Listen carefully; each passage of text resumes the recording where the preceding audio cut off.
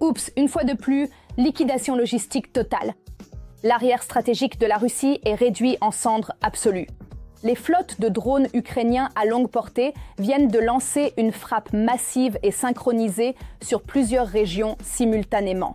Le terminal pétrolier de Novorossiysk a été touché avec succès et brûle intensément.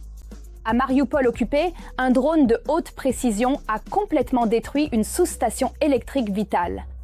Et la région de Luhansk subit de lourds bombardements. Et à l'intérieur de la Crimée, les réseaux de frappe ukrainiens coupent net les principales voies d'approvisionnement de Poutine. Comment l'Ukraine a-t-elle réussi à contourner les défenses aériennes d'élite russe pour provoquer une panne générale de ses infrastructures? Bienvenue sur Ukraine Today, en direct avec notre bulletin d'information opérationnelle urgent. Parlons-en. Bonjour, ici Ukraine Today. Je suis Tetiana Bogomaz.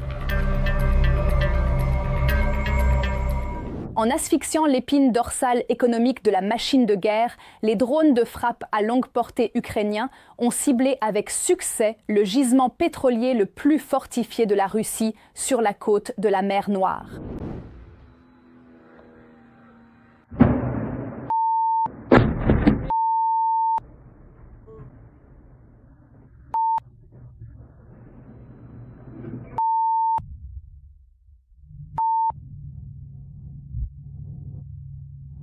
Charles Bangal, démon social prosent. Aux premières heures du matin, un essaim de drones kamikazes ukrainiens sophistiqués a pénétré le dispositif de défense aérienne multicouche du Kraï de Krasnodar. L'objectif principal de cette opération en profondeur était le terminal de pompage et de stockage de pétrole de Groushovaya, une installation hautement critique chargée d'approvisionner en carburant les forces navales et terrestres russes. Soyons totalement honnêtes, le Kremlin a toujours affirmé que Novorossiysk était une forteresse intouchable. Ils y ont déplacé la flotte de la mer Noire. Ils ont entouré la zone de radar S-400 et pensaient que leurs centres énergétiques étaient en sécurité. Eh bien, la nuit dernière, l'Ukraine leur a prouvé une fois de plus à quel point ils avaient tort. Un essaim de nos drones d'attaque lourds à longue portée a traversé le système de brouillage électronique et a frappé directement le terminal pétrolier de Groushovaya. Pour comprendre l'ampleur de cette catastrophe pour Poutine, il faut regarder ce que fait réellement Groushovaya. Ce n'est pas simplement une station-service régionale basique, c'est un immense complexe de stockage de pétrole hautement stratégique construit au cœur des collines de la région de Krasnodar. Maintenant, parlons de la paralysie totale des infrastructures dans le sud occupé. Une séquence spectaculaire de frappes de précision a complètement éliminé un poste électrique vital à Mariupol.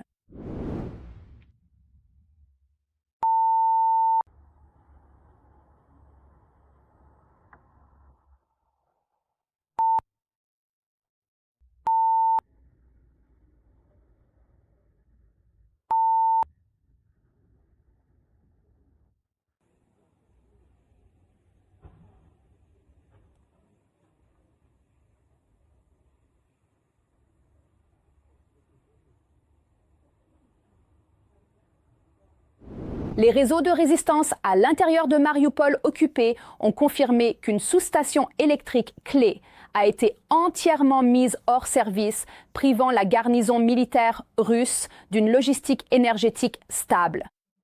Pendant que le pétrole brûlait à Krasnodar, l'infrastructure énergétique dans les territoires occupés faisait face à une liquidation totale. À Mariupol, un centre logistique crucial que l'armée russe utilise pour déplacer des troupes et des blindés lourds entre la Russie et le front sud, tout le ciel est devenu d'un bleu éclatant au beau milieu de la nuit. Un engin de frappe ukrainien, parfaitement synchronisé, a foncé droit sur la sous-station électrique centrale de la ville. Le moment de l'impact a été capturé par une caméra montrant une explosion massive qui a instantanément plongé toute la zone industrielle et portuaire dans le noir total. Les autorités d'occupation russes tentent d'affirmer que tout est sous contrôle, mais les réseaux de résistance locaux rapportent que les dégâts sont tout simplement catastrophiques. Les transformateurs ont complètement fondu et sans cette sous-station, l'armée russe ne peut pas faire circuler ses trains logistiques, ne peut pas sécuriser son système radar de haute technologie et ne peut pas faire fonctionner les équipements lourds à l'intérieur du port volé de Mariupol. C'est un gel opérationnel total. Il n'y a aucun refuge sûr derrière les lignes. Simultanément, les forces tactiques ukrainiennes ont étendu leur campagne de drones pour neutraliser les réseaux logistiques à Louhansk et en Crimée.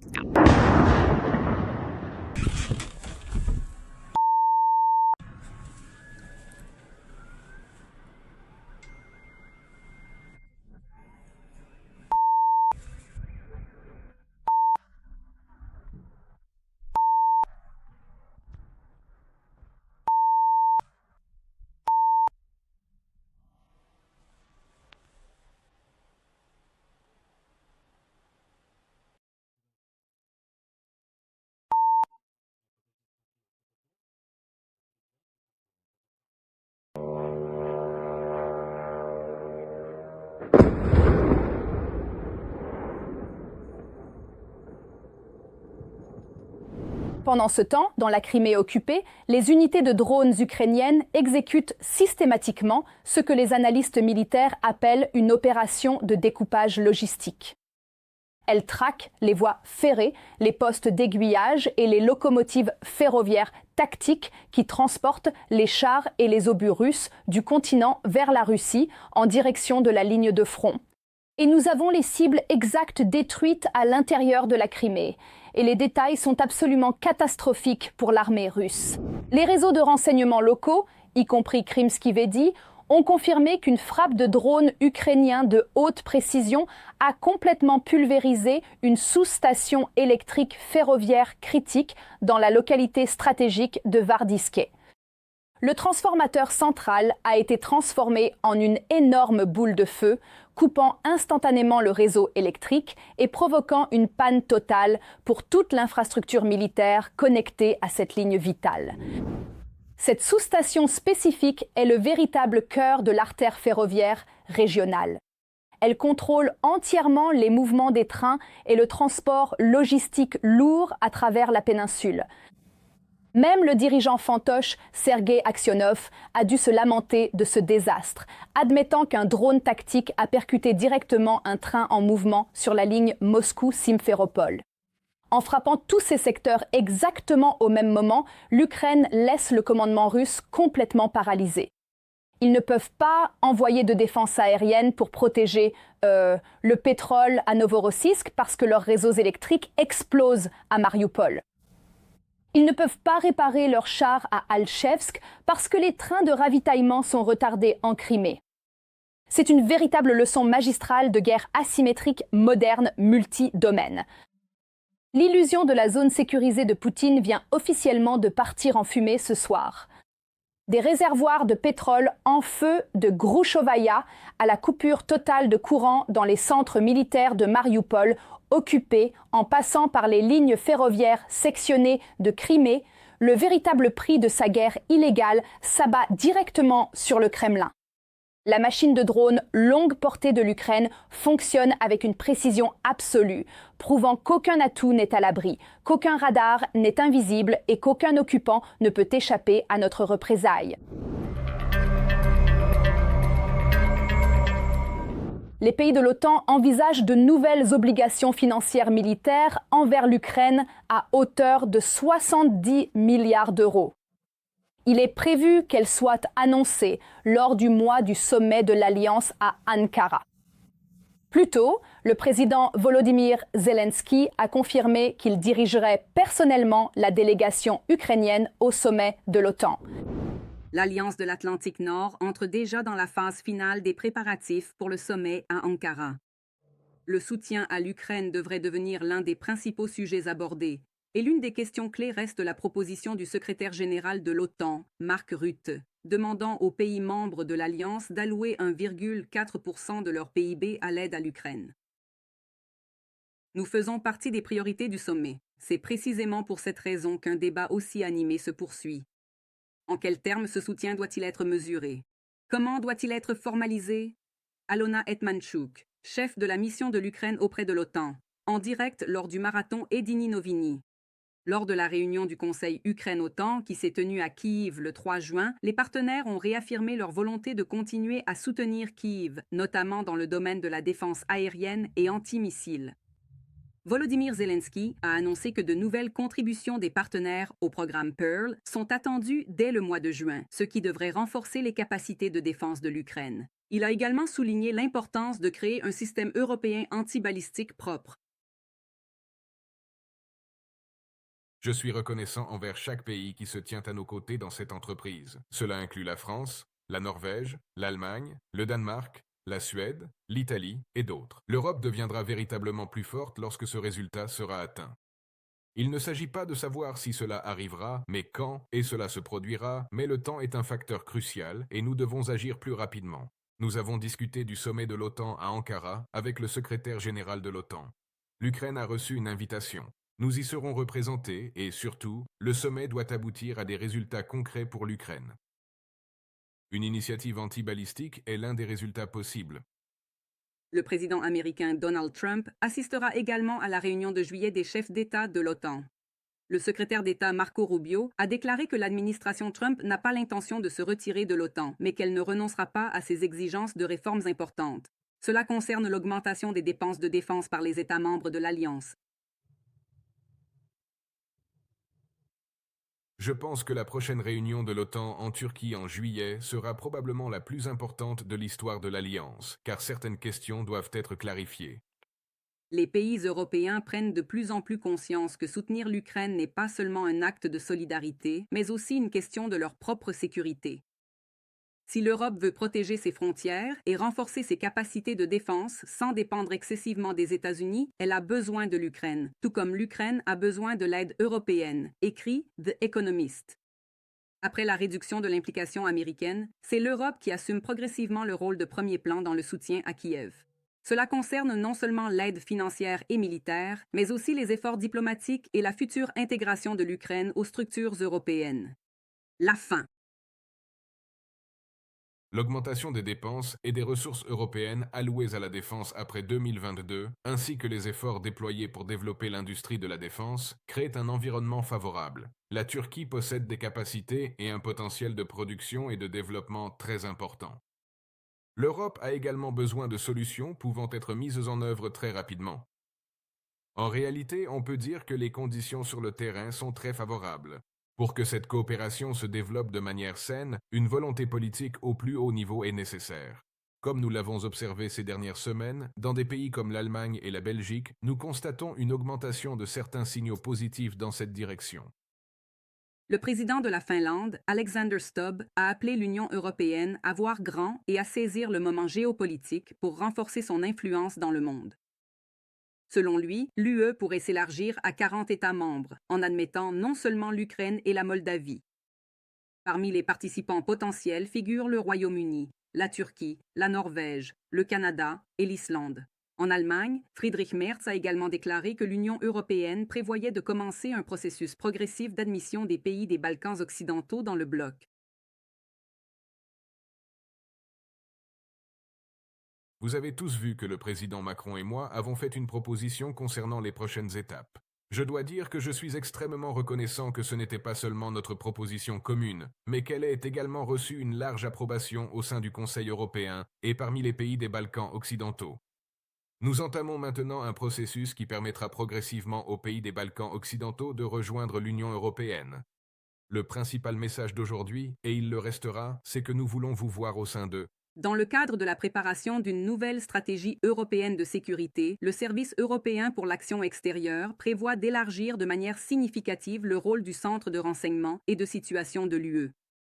C'est ce qu'a rapporté le Service de renseignement extérieur de l'Ukraine.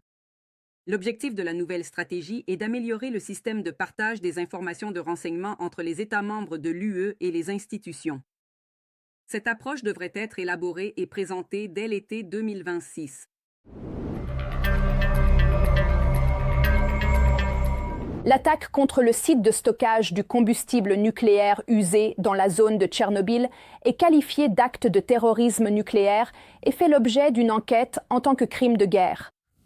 Selon le président Volodymyr Zelensky, il s'agissait d'une attaque délibérée de l'ennemi car il s'agit d'un site d'infrastructure critique. Dans la nuit du 7 juin, un drone russe a frappé le bâtiment de réception des conteneurs de l'installation centralisée de stockage du combustible nucléaire usé dans la région de Kiev, selon l'état-major général des forces armées ukrainiennes. L'installation se trouve à seulement 15 km de la centrale nucléaire de Tchernobyl. Un incendie s'est déclaré, mais les pompiers ont pu l'éteindre rapidement. Les niveaux de radiation restent dans les limites normales. Des fragments d'un drone Shahed ont été retrouvés sur le site de l'incendie. L'état-major général des forces armées ukrainiennes a rappelé que ce n'est pas la première fois que la Russie met en danger la sécurité nucléaire de l'Europe. Ce dernier acte de terrorisme nucléaire s'inscrit dans la continuité de la politique systématique de la Fédération de Russie visant à créer des risques pour les installations nucléaires en Ukraine et dans toute l'Europe. Au cours de l'agression à grande échelle, les forces russes ont à plusieurs reprises fait passer des missiles de croisière et des drones d'attaque directement au-dessus des installations nucléaires ukrainiennes. De telles actions craignent des risques inacceptables d'accidents radiologiques, dont les conséquences pourraient s'étendre bien au-delà des frontières de l'Ukraine. Extrait de la déclaration de l'état-major général des forces armées ukrainiennes sur Telegram. De nouvelles mesures de paix sont nécessaires pour que la Russie subisse le contre-coup de sa guerre, selon Volodymyr Zelensky. Kiev informe déjà ses partenaires de la situation. Un objet d'infrastructure extrêmement critique et une frappe russe très lâche. La Russie a délibérément frappé cette installation d'infrastructure nucléaire. Pour l'instant, il n'y a pas de dépassement des niveaux de radiation, mais il y a certainement un dépassement de l'audace déjà démesurée de la Russie. Volodymyr Zelensky, président de l'Ukraine, sur Telegram. Le pays agresseur mérite une condamnation mondiale et une pression accrue, a déclaré le ministre ukrainien des Affaires étrangères, Andriy Sybiha. Selon le diplomate, l'incident pourrait se reproduire, car il s'agit d'une tactique délibérée de Moscou. Ce n'est pas la première fois que les troupes russes mettent en danger les installations nucléaires ukrainiennes. Le chantage nucléaire russe et les menaces à la sécurité nucléaire sont systématiques, délibérées et inacceptables. Andriy Sybiha, ministre des Affaires étrangères de l'Ukraine, sur le réseau social X. Un groupe d'experts de l'AIEA, qui sont en poste en permanence à la centrale nucléaire de Tchernobyl, prévoit de se rendre sur le site afin d'évaluer les conséquences de la frappe, selon une publication sur la page du réseau social X de l'organisation.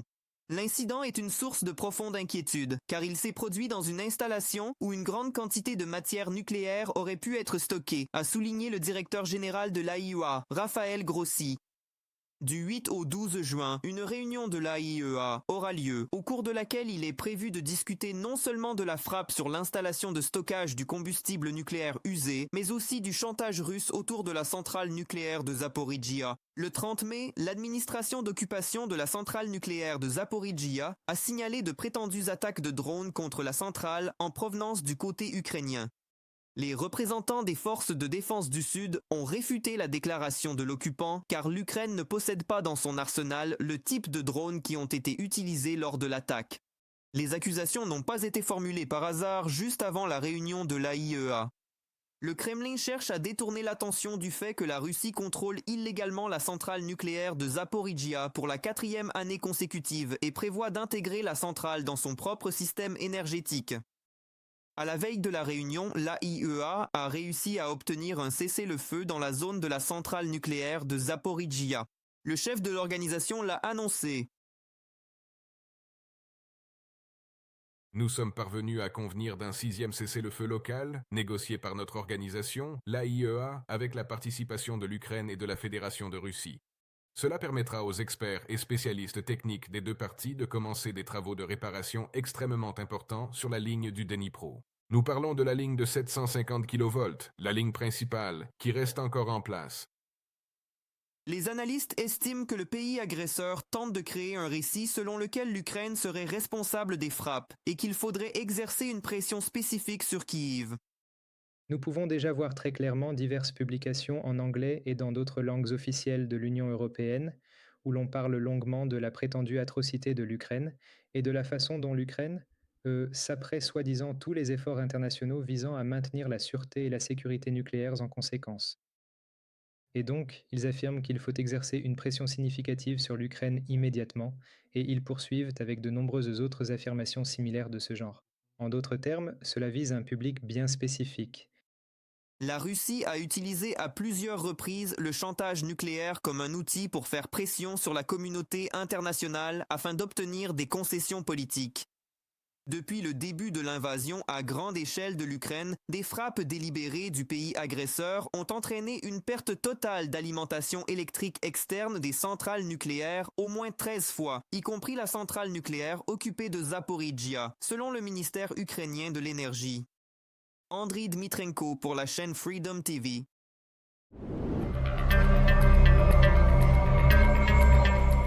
Avec l'augmentation du nombre de drones ennemis sur le front, l'armée ukrainienne a besoin de nouvelles solutions pour protéger son matériel et elle a trouvé cette solution.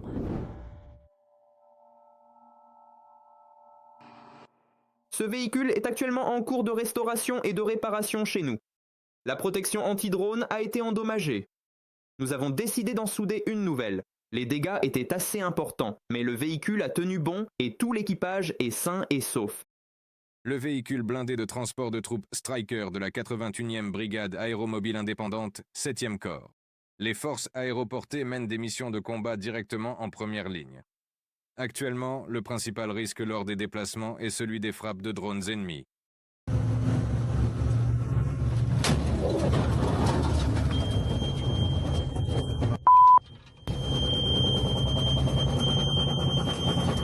Waouh, arrête, on y est. C'était facile. Ne vous précipitez pas. Pour protéger leurs véhicules blindés, les soldats ukrainiens y installent des filets et des câbles anti-drones.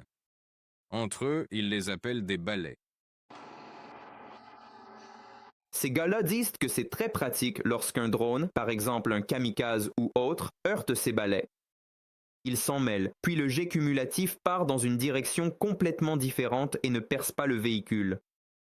Plusieurs spécialistes travaillent en même temps pour installer une protection supplémentaire sur un seul véhicule blindé.